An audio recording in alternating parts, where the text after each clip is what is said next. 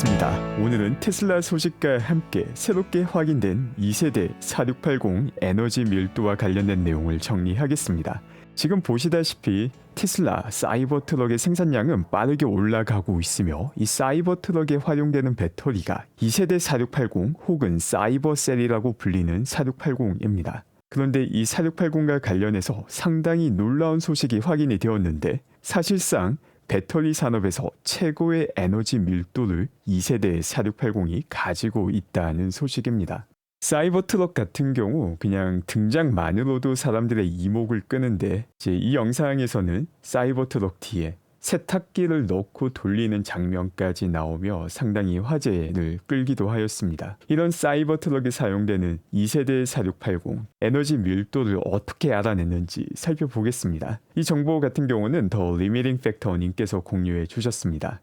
1세대 4680이 나왔을 때도 대학 연구기관과 연계해서 4680의 스펙과 음극재의 건식 공정이 사용되고 있다는 사실을 공식적으로 처음으로 확인해 주셨던 게 더 리미팅 팩터 채널을 운영하는 조던 씨이고 또 그 밖에 배터리와 관련된 주요 정보들을 항상 업데이트해 주시기도 합니다. 그래서 오늘 새롭게 올라온 영상에서 어떤 방법론을 통해서 4680의 에너지 밀도를 확인했는지 주요 내용들 함께 살펴보겠습니다. 일단 여기서 확인할 수 있는 내용은 멀로 씨가 사이버 트럭을 분해한 다음에 4680 셀을 추출하여서 여기서 얼마의 에너지 밀도가 들어가 있는지를 확인했는데 여기에 사용된 에너지 밀도가 킬로그램당 272 와트시의 에너지 밀도가 확인이 되었습니다. 이는 1세대 4680과 비교할 경우에 11.5%의 에너지 밀도가 증가한 것입니다. 멀로 씨가 측정한 4680의 에너지 밀도 같은 경우 얼마나 정확한지가 문제가 될 수 있는데 실제 이 자료를 만든 사람과 직접 조던 씨가 통화를 나누었고 과거 UC 샌디에고에서 배터리 에너지 밀도를 측정했던 방법과 동일한 방법이 적용되었다는 것을 확인하였습니다. 지금 이 슬라이드 같은 경우는 배터리별로 어느 정도의 에너지 밀도를 가지고 있는지를 정리한 내용입니다. 여기를 보게 되면은 크게 두 가지 종류의 에너지 밀도를 확인할 수 있습니다. 처음에 보시는 이 nominal energy density 같은 경우에는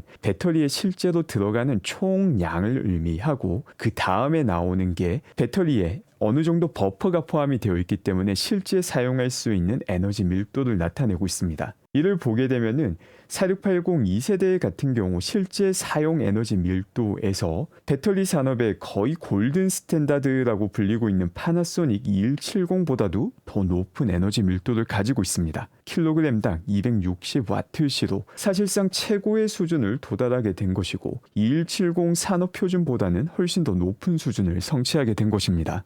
우리가 앞서 살펴봤던 차트 같은 경우는 배터리 단위에서 보는 에너지 밀도입니다. 그런데 배터리 단위가 아니라 팩 레벨에서 비교를 하게 되면 4680의 에너지 밀도는 더 올라가게 됩니다. 그런데 사실 4680 같은 경우는 팩 레벨보다 조금 더 올라가서 차량 수준에서 비교할 필요도 있습니다. 우리가 4680 배터리 팩을 이야기할 때 그냥 배터리 팩이라고 이야기하지 않고 구조적 배터리 팩이라고 이야기하죠. 바로 이 배터리 팩 자체가 차량 구조의 일부분을 대체하기 때문입니다. 마치 비행기 날개 같은 경우 양력을 발생시켜서 하늘로 뜰 수 있는 힘을 만드는 역할을 함과 동시에 연료 저장 역할을 하는 것과 똑같은 것이죠. 비행기 날개가 양력만 발생시킨다면 연료를 저장하기 위해서 새로운 공간과 설비가 필요한데 이를 비행기 날개 하나로 해결을 하였습니다. 비슷하게 4680 구조적 팩 같은 경우도 차량 하부 부분의 구조를 대신하는 역할을 하기 때문에 차량 전체로 보게 된다면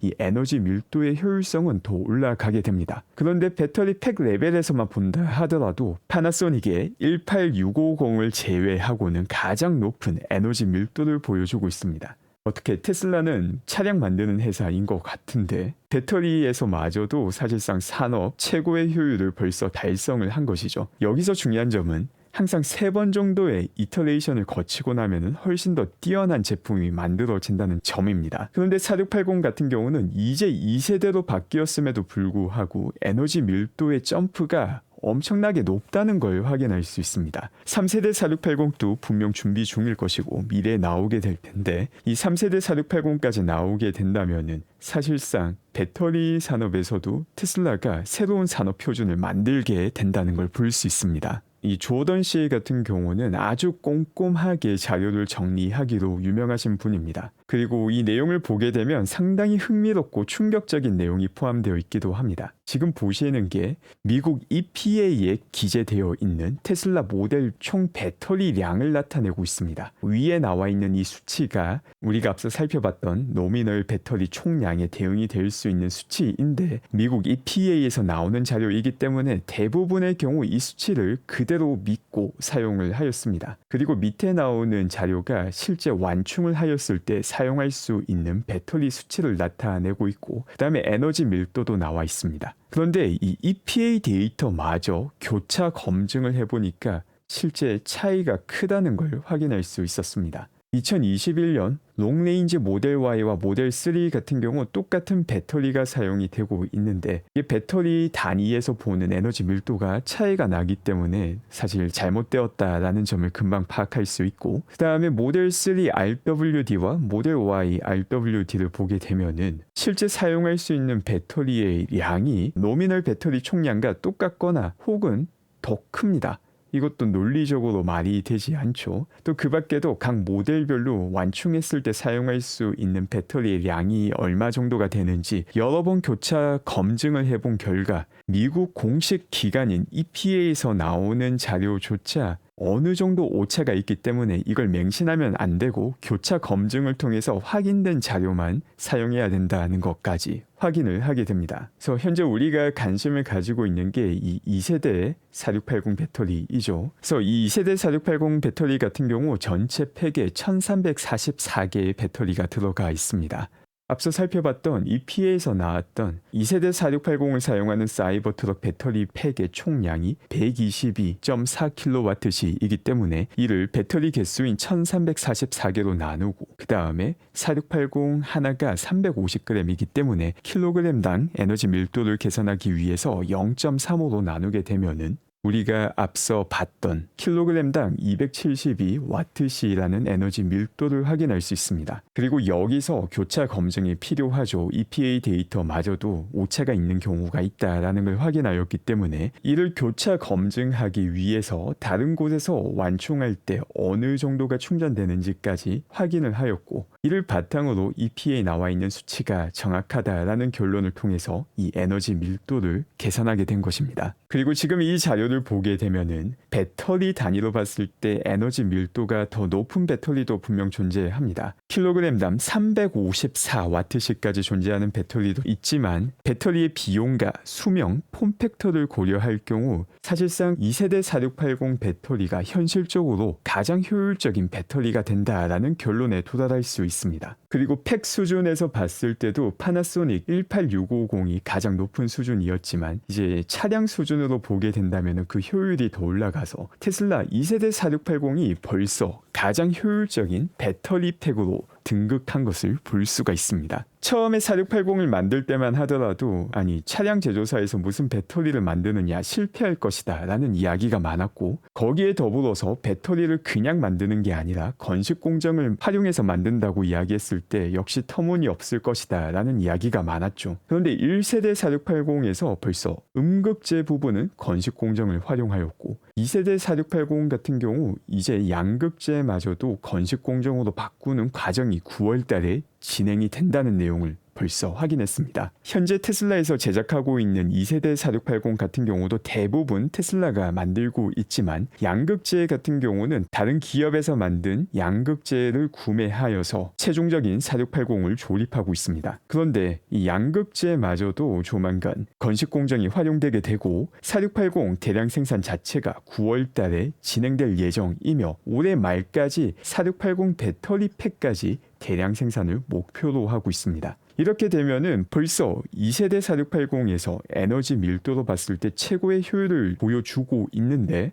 여기에 더불어서 원가 절감까지 훨씬 더 커지게 됩니다. 이렇게 에너지 밀도가 높다 보니까 지금 2세대 4680도 경쟁력이 있는데 모든 거를 내부적으로 해결할 수 있게 된다면 당연히 배터리 생산 원가는 더욱더 크게 내려가게 됩니다. 그리고 여기서 재미난 점이 어제 전해드렸던 내용 중 하나가 레드우드 머티리얼즈가 있었죠. 바로 JB 스트라우벨이 만든 회사이고 JB 스트라우벨 같은 경우 테슬라의 이사이기도 합니다. 그리고 바로 이 레드우드 머티리얼즈에서 배터리 재활용 재활용을 통해서 엄청난 양의 양극재를 만들 수 있다고 밝히기도 하였습니다. 이렇게 되면 테슬라는 내부적으로 완전체 4680을 만들며 배터리 원가를 낮추며 양극재 같은 경우도 재활용을 통해서 훨씬 더 많이 공급을 받을 수 있는 미래가 펼쳐지게 되는 것입니다. 그 밖에 테슬라 FSD와 관련해서도 많은 소식이 전해졌습니다. 하드웨어 3에 FSD 12.5를 사용할 수 있는 버전이 추가로 배포되기 시작하였으며 또 FSD 무료 체험 버전이 다시 한 번 더 배포되고 있습니다. 이 글을 보게 되면 30일간 무료로 FSD를 사용할 수 있는 버전이 모델 X에 제공이 된 걸 볼 수 있으며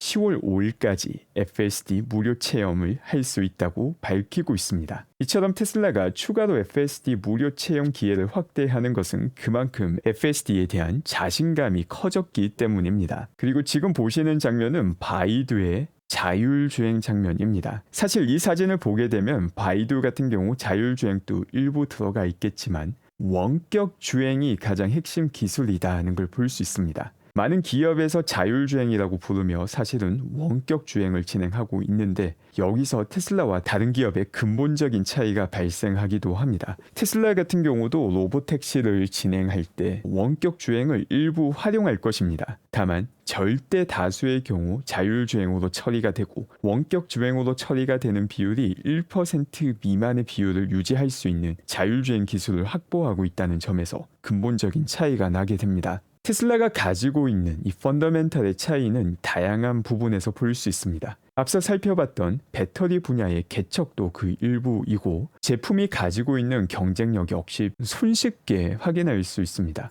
2024년 상반기 가장 많이 팔리고 있는 전기차를 보게 되면 중국, 유럽, 미국 모두 다 테슬라 모델 Y입니다. 그리고 지난 2023년 전 세계에서 가장 많이 팔린 차량이 모델 Y이기도 합니다. 2022년과 비교했을 때 판매량이 64%가 올라갔으며 이건 전기차 모델과 비교하는 게 아니라 모든 모델과 비교했을 때 테슬라 모델 Y가 가장 많이 팔렸죠. 그리고 이 추세는 2024년에도 그대로 이어지게 될 것입니다. 그런데 2025년 같은 경우는 저가형 전기차마저 나오게 되기 때문에 사실상 하드웨어만 본다 하더라도 산업 전체를 뒤흔들고 있고 또 더 크게 뒤흔들게 되는 게 테슬라가 가지고 있는 경쟁력이자 펀더멘털입니다. 그리고 얼마 전 살펴봤던 자료 중 하나가 전 세계에서 전기차를 가장 많이 판매하는 제조사가 어디인가를 나타내는 자료였습니다. 이를 보게 되면 BYD와 테슬라가 비슷한 것처럼 보였습니다. 그리고 그 밖의 기업들은 격차가 상당히 많이 났죠.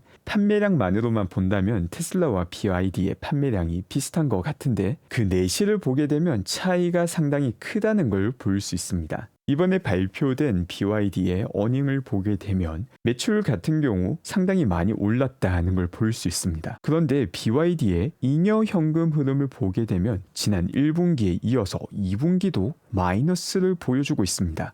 분명 매출은 더 많이 올라가고 있고 차량도 더 많이 판매하는 것 같은데 왜 현금이 새어나가는 것인가? 이를 보게 되면 BYD 같은 경우 순수 전기차의 판매가 지난 7월부터 감소했다는 것도 볼 수 있으며 2024년 상반기 성장폭 역시 감소하는 경우가 많았다는 걸 볼 수 있습니다. BYD가 판매하는 차량 중에 순수 전기차가 차지하는 비율을 보게 되면 작년 말 56% 피크를 찍고 올해 들어서 급격하게 내려가고 있으며 지난 7월은 38%까지 내려가게 됩니다. 순수 전기차에서 점점 더 경쟁력을 잃어가고 있다는 걸 볼 수 있죠. 그리고 여기에 더불어서 BYD가 가지고 있는 재고를 보게 되면 그 재고 가치는 지속적으로 증가하고 있습니다. 차량은 많이 만들고 있지만 파는 속도가 만드는 속도를 따라가고 있지 못하다는 걸 의미하게 됩니다. 물론 BYD의 전체 재고 수준이 나쁜 수준은 아닙니다. 이렇게 재고가 쌓이고 있다 보니까 현금 흐름으로 봤을 때 실제 재고를 만드는 데는 돈이 들어가고 이걸 팔아야지 돈이 들어오는데 재고가 점점 쌓임으로 인해서 만드는 속도가 파는 속도보다 빠르다 보니까 현금이 새어나간다는 걸 볼 수 있습니다. 그리고 테슬라와 BYD의 재고가 소진되기까지의 시간을 비교해 보면은 역시 큰 차이가 나는 걸 볼 수 있습니다. 근데 이건 BYD가 못하는 게 아니라 테슬라가 다른 모든 차량 제조사와 비교했을 때 이 재고 소진 기간이 말도 되지 않게 짧기 때문에 나타나는 일이기도 합니다. 비슷하게 또 다른 전기차 제조사인 폴스타 같은 경우 CEO가 해고되기도 하였습니다. 이처럼 나름 선방하고 있다는 BYD에서조차 현금 흐름으로 봤을 때 마이너스를 기록하고 있다 보니까 다른 전기차 제조사 같은 경우는 사실 얼마나 힘든 상황인지 손쉽게 유추할 수 있고 실제로도 엄청난 현금이 새어나가고 있는 상황이기도 합니다. 이제 전기차 판매 가격이 내려가고 마진이 조금 내려간다고 테슬라와 다른 기업을 똑같이 보는 경우가 많은데 세부 사정을 살펴보면 엄청나게 큰 차이가 있다는 걸 볼 수 있습니다. 그나마 테슬라와 견주어서 판매량으로 봤을 때 비슷하다라고 평가받던 BYD마저도 속사정을 보면은 테슬라와는 전혀 다른 상황이다는 걸 확인할 수 있는 것입니다. 그리고 어제 전해드렸던 내용 중 하나가 이 핫칩스 2024에서 테슬라 도조 컴퓨터 공개와 관련된 내용이었는데 이번에는 아예 영상까지 추가로 확인이 되었습니다. 이제 지금 보시는 거 역시 데이터 전송 속도를 올린 테슬라가 자체적으로 개발한 슈퍼컴퓨터에 적용되는 데이터 전송 기술을 이렇게 영상을 통해서도 볼 수 있습니다. 이제 이런 내용을 보게 되면 테슬라의 펀더멘탈에 일관되게 흐르는 주제가 있음을 볼 수 있습니다. 기존에 있던 기술을 그대로 사용하는 게 아니라 새로운 분야를 개척하며 새로운 기술을 개척한다는 걸 볼 수 있죠. 4680 역시 초기에는 불가능할 것이다 라고 평가받았고 테슬라가 새롭게 적용하고자 하는 건식 공정 역시 실패할 것이다 라는 평가를 받았습니다. 그런데 이를 현실로 바꾸었습니다. 비슷하게 슈퍼컴퓨터 데이터 전송 기술 역시 테슬라가 새로운 프로토콜을 만들었으며 이 프로토콜이 어떻게 사용되는지를 보여주는 이 도조를 공개하기도 하였습니다. 테슬라의 자율주행 역시 마찬가지이죠. 세상에 없던 기술을 가장 먼저 만들어 나가고 있는 게 테슬라이며 이제 그 기술들이 하나하나 과실을 맺어가고 있는 시간이 바로 올해 하반기이자 내년 상반기가 됩니다. 그 다음은 테슬라 에너지 부분과 관련된 내용입니다. 지금 보시면은 1080메가와트시짜리 에너지 저장 장치를 또 추가로 진행하고 있다라는 내용을 볼 수 있으며 또 다른 프로젝트에서는 1400메가와트시를 텍사스에서 설치하게 된다는 소식입니다. 이번에 설치하게 되는 이 1400메가와트시 같은 경우 기존에 있던 100메가와트시 메가팩에서 추가로 확장을 하게 되는 것인데 이는 역사상 최대 규모의 에너지 저장 장치 시설이 되게 됩니다. 지난 2분기 테슬라 에너지 분야에서 상당히 놀라운 서프라이즈를 보여주었습니다. 이때 설치되었던 게 9.4기가와트시의 에너지 저장 장치입니다. 그런데 방금 살펴봤던 이 두 가지 프로젝트만 본다 하더라도 거의 2.5기가와트시가 되게 됩니다. 프로젝트 두 개만으로도 벌써 지난 분기에 달성하였던 25% 이상을 돌파한 것을 볼 수 있습니다. 이 두 가지 프로젝트 둘 다 오늘 확인된 내용입니다. 에너지 분야에서 얼마나 빠르게 계속 성장할 수 있는지를 볼 수 있는 내용입니다. 그리고 그 밖에 어제 진행되었던 스페이스X 로켓 발사, 폴라리스 돔 같은 경우는 날씨 문제로 인해서 다시 연기가 되었고 스타링크를 발사하는 펠컨 9 두 개가 1시간 간격으로 발사가 되었습니다. 그런데 재착륙 과정에서 예상치 못했던 일이 발생하기도 합니다. 지금 보시면은 왼쪽에 재착륙을 하는데 이제 조금 빠른 속도로 재착륙이 시도가 되었던 것 같으며 착륙할 때 조금의 충격을 받았던 것 같습니다. 그리고 이 충격과 함께 다리 한쪽이 기울어지며 펠컨 9이 쓰러지며 재착륙 실패가 확인이 되었습니다.